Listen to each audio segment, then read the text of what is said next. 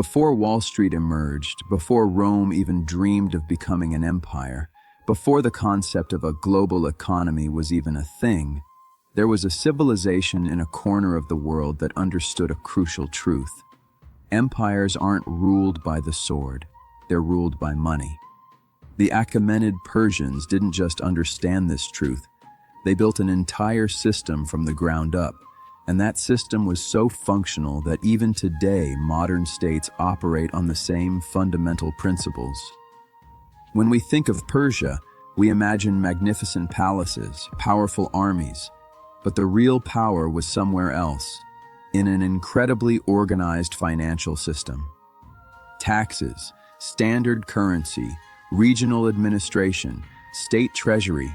The Persians were the first to implement all of these as a complete package, and this wasn't just an experiment, it was a full-blown revolution.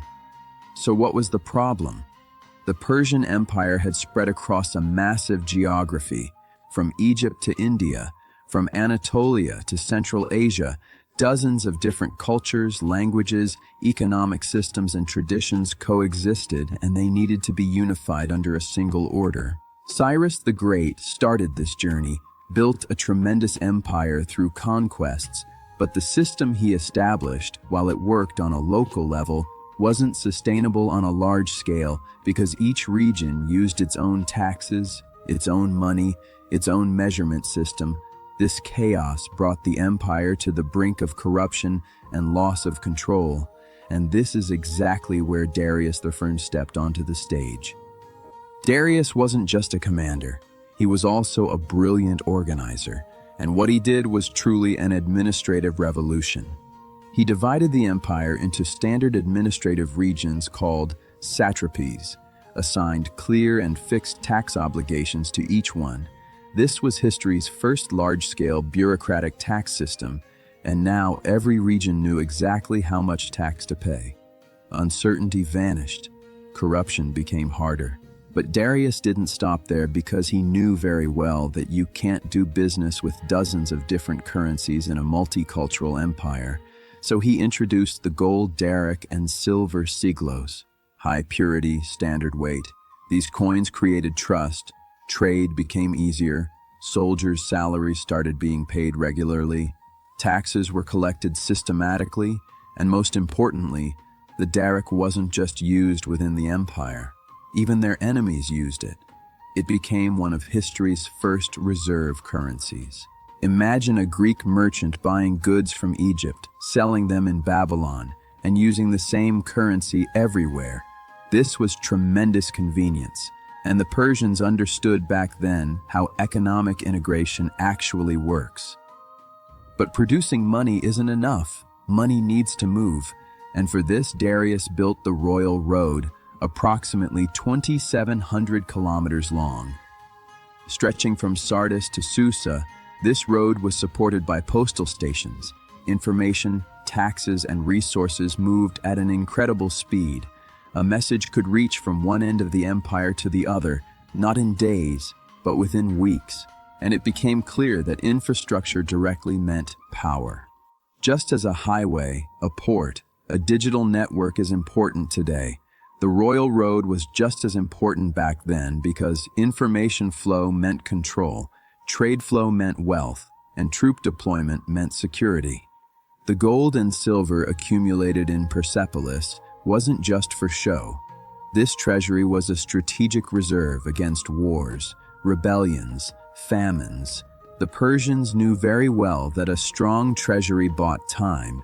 In a moment of crisis, you needed money to quickly raise troops, calm the people, neutralize enemies with bribes, and the Persians saved this money in advance. The system wasn't built on coercion alone. On the contrary, it was an extremely smart incentive system. Loyalty was rewarded, corruption was punished, local elites were integrated into the system, they were given authority, but at the same time kept under control, and most importantly, the Persians didn't crush differences. They harmonized them. An Egyptian could continue worshiping his own gods after paying his taxes. A Jew could live by his own laws. This flexibility made the empire both strong and resilient because people saw themselves as part of the system, not just an oppressed population. This economic architecture was so successful that even while the Greeks and Romans belittled the Persians, calling them barbarians, they adopted Persian financial logic. When Alexander the Great seized the Persian treasury, he used that money to conquer the world. The Romans modeled their tax system after the Persians, built their roads inspired by Persian roads, and for centuries the Persian model remained the reference. The real lesson, though, is this: money is the true infrastructure of empire, and empires don't collapse in battle. They collapse because of resources they can't measure, can't coordinate, and can't protect. Rome fell by devaluing its currency. Through inflation, Spain brought tons of silver from the New World but couldn't manage it and went bankrupt. The Ottomans succumbed to tax chaos and corruption. Britain couldn't bear the cost of 2 world wars. The Persians' difference was this: they weren't prepared when crisis came. They had prepared in advance, they had built their systems beforehand, they had planned everything ahead of time, and this truth still holds today. Look at a country, a company, even an individual. Power doesn't survive through conquest. It survives through financial clarity, discipline, and the ability to build long-term structure. And the Persians understood this 2,500 years ago. They were perhaps the first true empire in history to create power from money.